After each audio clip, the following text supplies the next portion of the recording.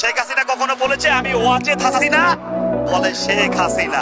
বিয়ের পরে মেয়েদের পরিচয় কি করতে হয় আজ পর্যন্ত দেখেছেন? শেখ হাসিনা তার জামাই ওয়াজেদ সাহেবের একটা মিলাদ, একটা দোয়া মাহফিল করাইতে একদিন কবর জিয়ারত করতে কেউ দেখেছে? বলতে পারবেন?